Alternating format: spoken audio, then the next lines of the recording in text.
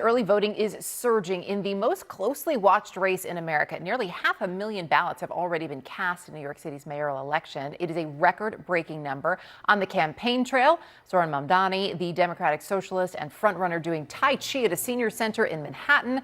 His primary opponent, New York's former Democratic Governor Andrew Cuomo, campaigning in a Republican stronghold in South Brooklyn. And out front now is Andrew Cuomo, independent candidate for mayor of New York. Governor, nice to see you tonight. So you have been out there campaigning hard. The polling, every major polling, is showing Mamdani with a double-digit lead over you. Why do you think it is that New Yorkers are consistently choosing him over you? Well, I think the race is just starting to take shape, right? Tuesday is the big day, and I think New Yorkers tend to focus late. Also, he is the Democratic candidate. He won the Democratic primary, so there's a knee-jerk to go with the Democrat. Interestingly, he's a Democratic Socialist. I'm actually a Democrat. So that also has to play out. And the turnout, as you mentioned, is extraordinary. And I think that's the most telling thing. New Yorkers are concerned. You have this Democratic Socialist. What does it mean to have New York being run by a person who favors socialist economic policies? Public safety is a very big issue. I want to add police. He has been very anti-NYPD. And then you have the highest rate of anti-Semitism incidents in New York City, in the country, which is really shocking. So there's a lot that is animating the people of New York, as it should.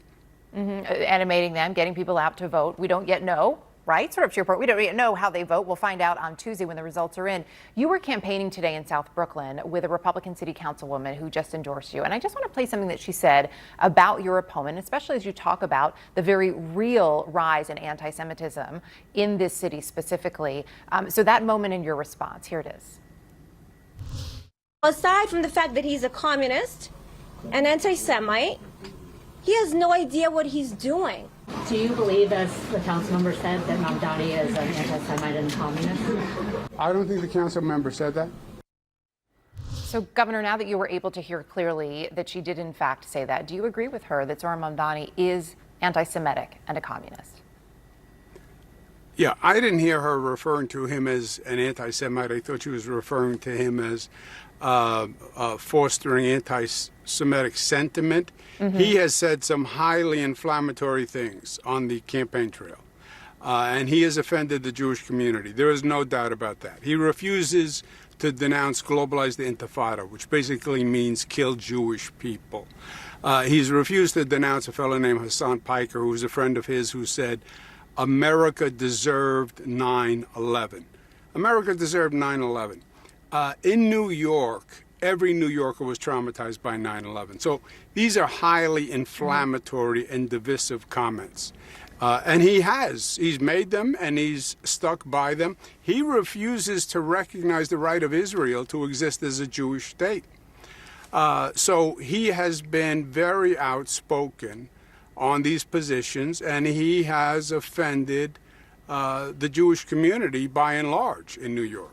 So then just to put a point in the question, though, do you believe that he is, as the Congresswoman said, her exact words, an anti-Semite? Do you agree with her?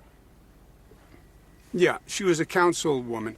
And look, I don't have the power to look into somebody's soul. I don't know if somebody's a racist, somebody's a bigot, somebody's anti-Semitic.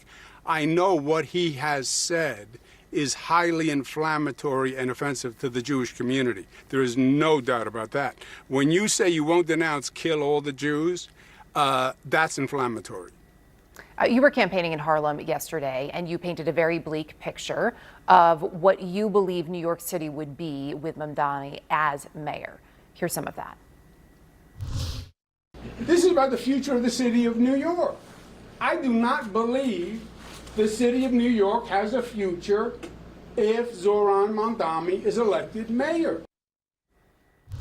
New York, as you well know, is a very resilient city. It certainly had a future after the horrific 9/11 terror attacks. It had a future after COVID. More than 47,000 people died during the pandemic. Why do you believe specifically that the city itself won't have a future if Mamdani is in fact mayor? Two reasons. Number one, the Mamdani is hostile to public safety, hostile to the NYPD. He said the NYPD, his words, are racist, wicked, corrupt, anti-queer, a threat to public safety. He has supported defunding, disarming, and disbanding the police. The public safety is job one in New York City and many cities. If people feel unsafe, that's very bad for the city. Number two, he's anti-corporate, anti-business, anti-wealth. One of the problems we're having in New York City now is our taxes are very, very high and people are leaving. As you mentioned, post-COVID, remote work, moved to a place that has a lower tax rate because you can after COVID with remote work. So if you are anti-public safety and you are anti-corporation and anti-business and hostile to the economy in New York City, yeah, you're going to see more people leave. You are seeing it now, right? He will accelerate the number of people and companies leaving. Former Governor Andrew Cuomo, you say the race is just getting started, gaining momentum. We'll be watching the results on Tuesday. Appreciate your time tonight. Thank you. Great. Thanks. Thanks for having me. Out front now, Harry Enton, to tell me, all of us, something I don't know. Oh, look at that laugh, Harry. Okay, so Harry, when we're looking at races, you've got New York, you've got New Jersey, you've got Virginia, so much attention being played to these three races.